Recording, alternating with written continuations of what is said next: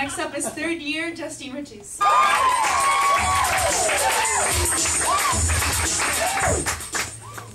Imagine knowing you're pregnant the moment it happens. Scientists getting close. They found a hormone variant that better predicts early pregnancy. First response detects it. Where are my first response users at tonight? I think it's pretty neat. It's like you're having sex and it's like do-do-do-do. Oh, prego. Abort mission. Sorry, that was rude and obnoxious. Do you guys know what else is rude and obnoxious? Girls. Girls are rude and obnoxious. Like, between the Roman numeral tattoos and the political retweets and the love to travel Twitter bios, like, it's just all too much, right? Not to mention that, like, fruit salad they got floating in their water bottles. Excuse me, are you sipping on the Garden of Eden? Neat, right? And we all want to be religious, but not, like, too religious. Like, okay, I'll quote Genesis in my Insta caption, but I won't not have cleavage in the shot, right? And we want to be, like, cultured, but not, like, burqa cultured, right? Just, like, that middle ground. And we all want to be feminist, too. Like, that shit is trendy right now. We're like, girls, we need to love ourselves. We need to stick together. We're a team. Except Amanda. Fuck Amanda. She's the slut.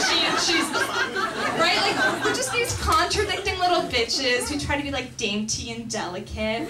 We stroll into lecture with, like, our hair in a bun and, like, our venti green tea soy lattes and, like, a huge scarf, and we're like, I'm sick. We do this, like, pout. We're like, I'm so sick. And we just want to be cuddled. And, like, when no one wants us, we, like, boot our asses back to the elliptical. We're like, right? And we're all on these, like, gluten-free diets. Like, we're so dainty, we can't stomach gluten. We're like, oh, thanks, but no, that grain of rice will fucking kill me, okay?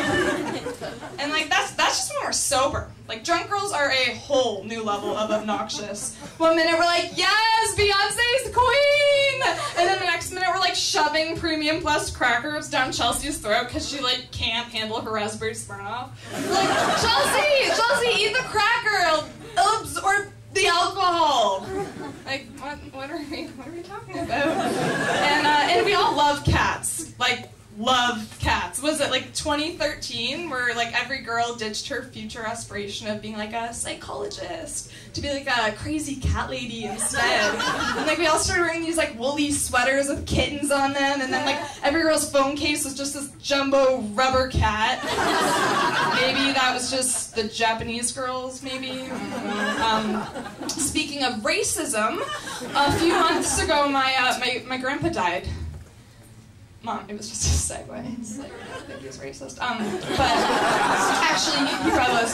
But so my grandpa died, and we were at his funeral, and I realized that the way people react in a funeral environment just reveals like so much about their character. Like you get the person who didn't really know the person who died that well, and they're like, oh, we mustn't go on. And then you get the douchebag who tries to like hold the family together. They're like, he lived a good life. Like, was that supposed to help? Like, thank God that life ended. It was just getting too good near the end there, right? So we're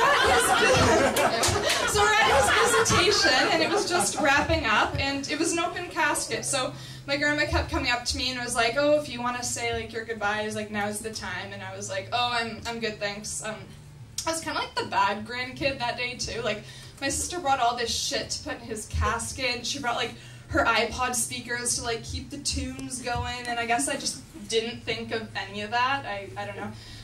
So as the ceremony was starting, we were all like sitting in the pew, and it was like really emotional. They closed the casket, and it was really sad. And all of a sudden, the iPod speakers started blaring Usher.